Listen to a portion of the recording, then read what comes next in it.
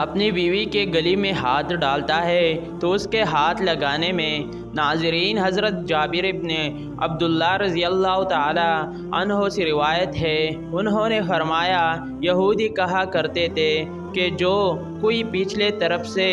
ہو کر عورت سے گلی جگہ میں مباشرت کرتا ہے اس کا بیٹا بینگا بھی نہ ہوتا ہے۔ تو اللہ تعالیٰ نے آیات نازل فرمائی جس کا ترجمہ یہ ہے تمہاری بیویاں تمہارے کھیتیاں ہے، اپنی کھیتوں میں جس طرح چاہو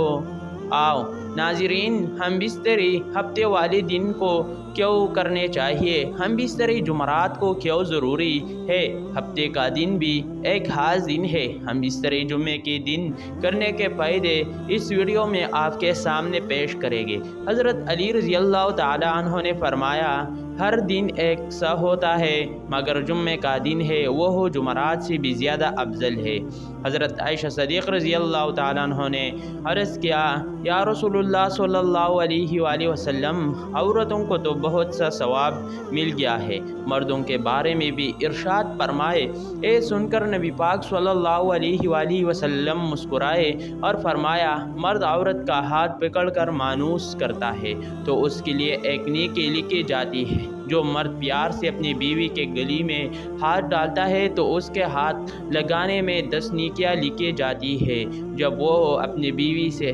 مباشرت کرتا ہے تو دنیا مافیا سے افضل ہوتا ہے۔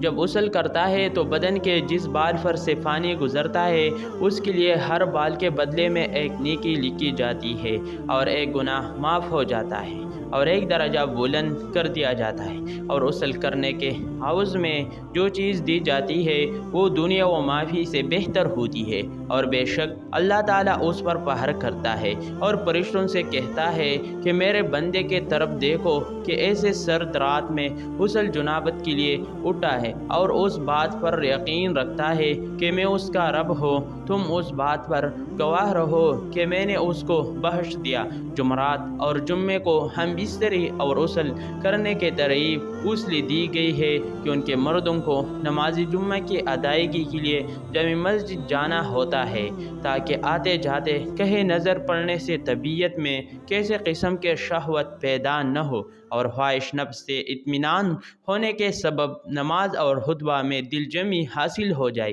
حدیث نبوی صلی اللہ علیہ وآلہ وسلم ہے کہ مرد کا اپنے بیوی کے ساتھ اکٹھے ایک بستر میں سونا افضل ہے، یہ کہ کیسے ایک کو عذر ہو، اس لیے کہ مقصد ہم بستری کرنا نہیں بلکہ مقصد بیوی کے دل کو خوش کرنا ہے۔ بیوی کے دل کو خوش کرنے کے لیے ایام کے دنوں میں بھی اس کے قریب ہو جانا گویا انبیاء علیہ السلام کی سنت ہے۔ بیوی سے ہم بستری یعنی جمعہ کے دن بنسبت رات کا وقت زیادہ اچھا ہے، اور اسلامی مہینوں کے پہلے 15ویں اور آخری رات کے علاوہ بقیہ راتوں میں ہم بستری کرنا چاہیے، کہ ان کے روایت سے معلوم ہوتا ہے کہ ان 3 راتوں میں شیاطین زمین پر زیادہ پھیلتی ہے۔ اور ہفتے کے اعتبار سے جمعے کے شب میں بعض فقہا نے ذمہ نے ہم بستری کو مستحب لکھا ہے، اور شب میں بھی شروع حصے کے بنسبت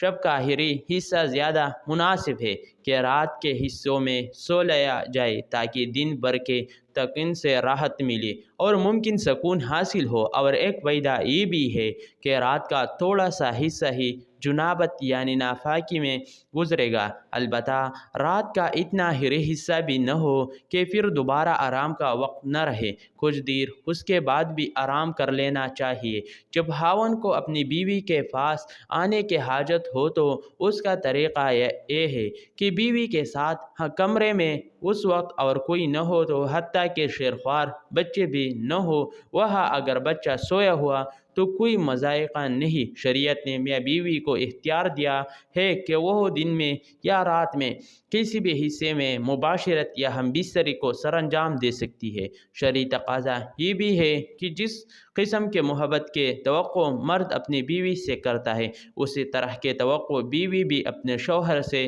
کرتی ہے۔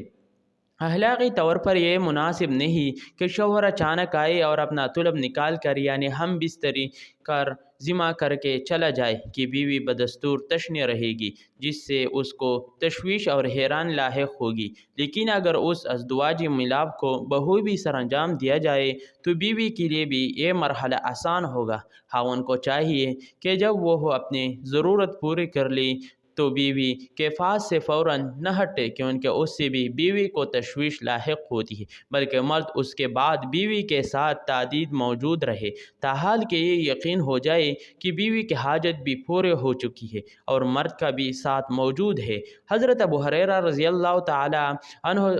سے روایت ہے کہ رسول اللہ صلی اللہ علیہ وآلہ وسلم نے فرمایا، جس نے حیض والے عورت سے مباشرت کی یا عورت کے دبی میں مباشرت کی یا کسی کاہن کے پاس گیا اور اس کے عیب و معاملات کے بارے میں کچھ پوچھا اور اس کے کہی ہوئی بات کو سچ مان لیا تو اس نے محمد صلی اللہ علیہ وآلہ وسلم پر نازل کیے جانے والے چیز کے ساتھ کفر کیا۔ حضرت عبداللہ ابن عباس رضی اللہ تعالی عنہ سے روایت ہے کہ انہوں نے فرمایا، جب کوئی شخص حیض کے حالات میں بیوی سے مباشرت کر لیتا ہے تو نبی صلی اللہ علیہ وآلہ وسلم اسے آدھا دینار صدقہ کرنے کا حکم دیتے۔ دعا ہے کہ اللہ تعالیٰ میرا سننا، آپ کا سننا